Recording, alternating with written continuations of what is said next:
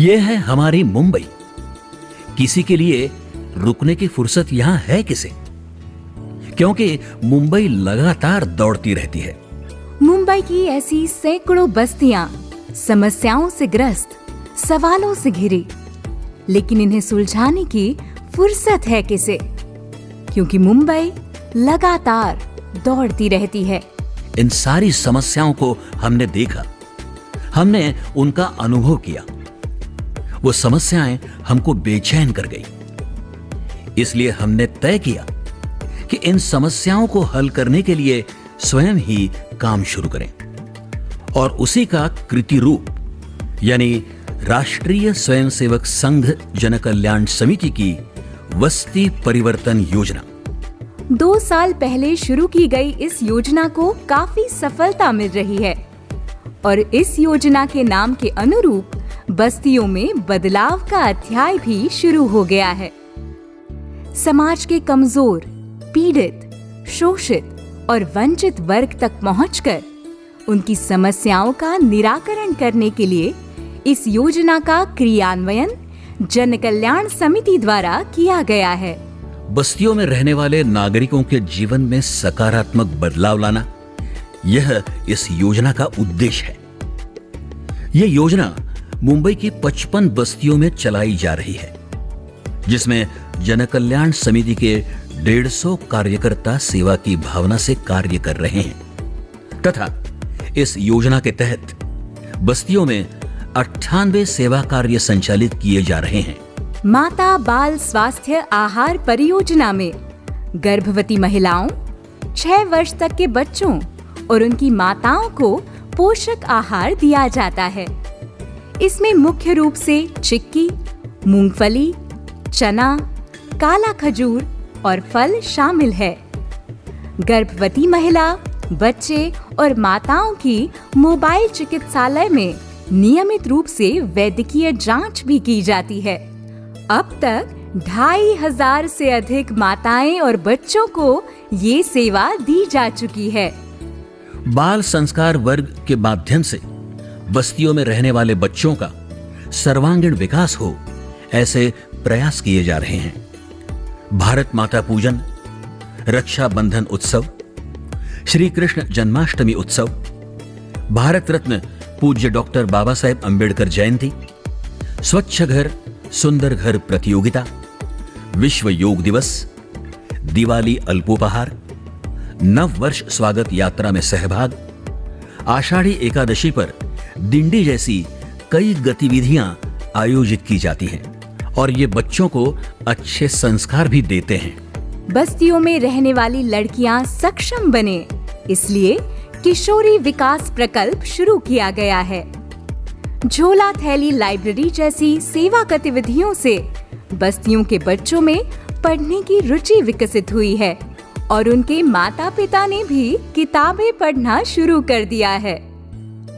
बस्तियों में रुग्णोपयोगी साहित्य केंद्र शुरू किए गए हैं, और इन केंद्रों से नागरिकों को महत्वपूर्ण सेवा मिल रही है।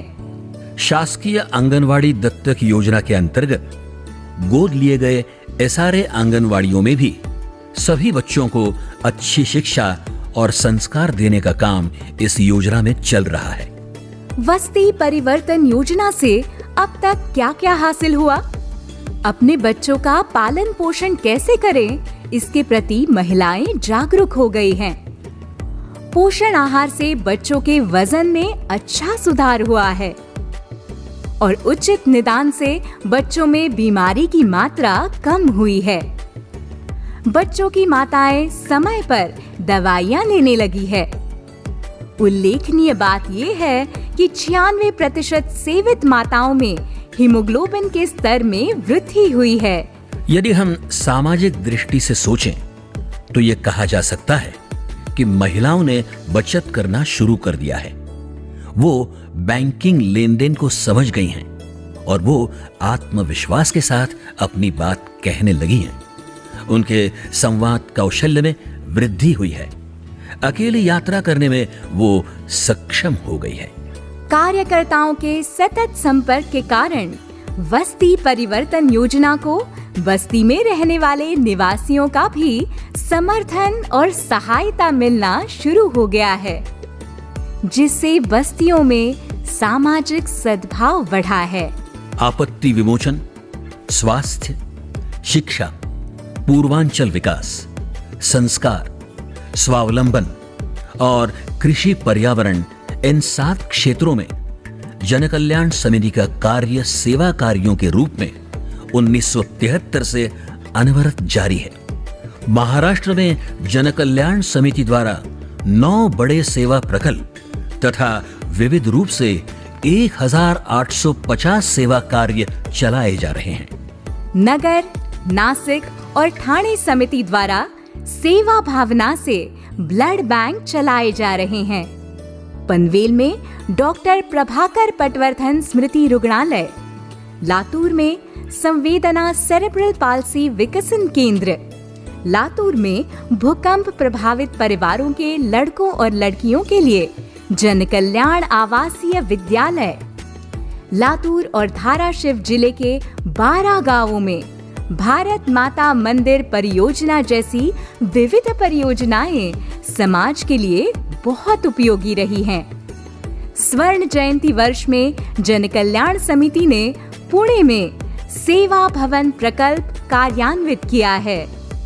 मुंबई में चलाई जा रही वस्ती परिवर्तन योजना से 55 बस्तियों को नई पहचान मिल रही है। इस योजना की सालाना लागत करीब 2.5 करोड़ रुपए है। बिना किसी सरकारी अनुदान से ये योजना चलाई जाती है। समाज दातृत्व भाव से जो सहाय करता है, उसके आधार पर चल रहा यह सेवा कार्य निरंतर जारी रहेगा। आप भी इस महत्वपूर्ण परियोजना को आवश्यक सहाय और वित्त पोषित करके यथासंभव समर्थन देंगे, ये हमारा विश्वास है। धन्यवाद। राष्ट्रीय स्वयंसेवक संघ जनकल्याण समिति, निरपेक्ष सेवा के 50 साल। राष्ट्रीय स्वयंसेवक संघ जनकल्याण समिति, निरपेक्ष सेवा के 50 साल।